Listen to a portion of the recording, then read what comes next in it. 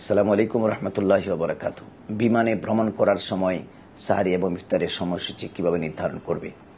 অত্যন্ত জনগুরুত্বপূর্ণ প্রশ্ন। যেমন চট্টগ্রাম থেকে আমি উড়াল দিয়েছি, আমি দুবাই যাব। সেক্ষেত্রে আমি এখানে বিকাল 4টায় উড়াল দিয়েছি। তো 1-2 ঘন্টা পরেই কিন্তু আমার ইফতারের সময়সূচি বাংলাদেশ হবার কথা। এখন আমি চলছি, কিন্তু আমার বিমান চলছে ইন্ডিয়া পাকিস্তানের উপর দিয়ে অথবা আরব সাগরের উপর দিয়ে। তখন আপনি যেখানে আপনার বিমান উড়ে যাচ্ছে সে দেশের সময়সূচি অনুযায়ী বিমানে সে দেশের সময়সূচি কিন্তু বাতলায়। যেমন আপনি পাকিস্তানে আছেন, পাকিস্তানে এখন সময় কত? আপনি আরব সাগরের উপর আছেন, আরব সাগরের বর্তমান সময়সূচি কত রকম? আপনি ইন্ডিয়ার উপরে আছেন, ইন্ডিয়ার সময়সূচি কত রকম? সে দেশের সূর্য যখন ডুববে, আপনি যখন বিমান যে অবস্থায় ফ্লাই করছেন সেই সময়ে যদি সে দেশের সূর্য ডুবে যায় তখনই আপনার ইফতারের সময় হবে। সেজন্য বিমানের পাইলট অত্যন্ত সতর্ক থাকতে হবে। যেহেতু ইনি মুসলিম হোক অমুসলিম হোক, ইনার বিমানে যেহেতু মুসলিম যাত্রী আছে, তাদেরকে বিমানের পক্ষ থেকে ইফতারি পরিবেশন করবেন, অথবা যিনি রোজাদার তিনি কিন্তু ইফতারি সঙ্গে করে নিয়ে যাবেন। কিছু পানি অথবা শক্ত কোনো খাবার যেটা বিমানে এলাও করে ওনার সঙ্গে রাখবেন।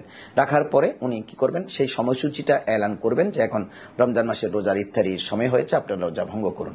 সেই সময়সূচি অনুযায়ী ঠিক ইনি রোজা ভঙ্গ করবেন। ঠিক একজাক্টলি সাহারির সময়ও তাই। হয়তো আমি বাংলাদেশ থেকে রাত 12টায় বিমানে উঠেছি, আমি যেখানে গন্তব্যে যাচ্ছি সেখানে আমার সময় লাগবে হয়তো 6 ঘন্টা। এই 6 ঘন্টার সময় দেখা যাচ্ছে যে 6 ঘন্টার সময় কিন্তু সূর্য উঠে যাবে, সবে সাদিক গড়িয়ে যাবে, সাহারির সময় শেষ হয়ে যাবে। সেক্ষেত্রে আপনি দুটো কাজ করতে পারেন। এক হলো যে 12টায় আপনি বিমানে ওঠার আগে আপনি ভালো করে খেয়ে নিলেন, কিন্তু যখন এন্ডিং সময় তখন আপনি নিয়ত করলেন, অথবা এখানে আপনি নিয়ত করে ফেললেন যে আমি এখনই ভালো করে সাহারি খেয়ে ফেললাম, আল্লাহ তুমি কবুল করো, কারণ বিমানে আমাকে ওই টাইমে খাবার নাও দিতে পারে, আমি অমুসলিম দেশে যাচ্ছি। তখন আপনি 1-2 ঘন্টা আগে খেলেও কোনো অসুবিধা নেই। 1-2 ঘন্টা আগে খেয়ে আপনি কি করবেন, রোজার নিয়ত করে ফেলবেন।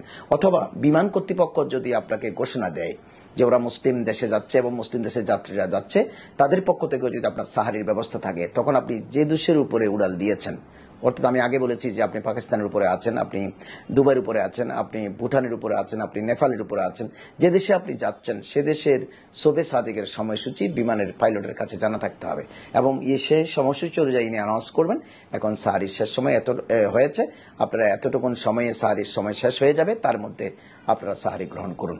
বিমানের পক্ষ থেকে খাবার দিলে তো এটা বেশি ভালো কথা, আর যদি না দেয় আপনি সঙ্গে করে খাবার নিয়ে যাবেন, সেটা খেয়ে আপনি সাহারি খেয়ে রোজা রাখার ব্যবস্থা থাকবে। অত্যন্ত সুন্দর বিষয়, আপনারা নিশ্চয়ই মনোযোগ সহকারে শুনেছেন। আপনাদেরকে ধন্যবাদ। আসসালামু আলাইকুম রহমতুল্লাহ।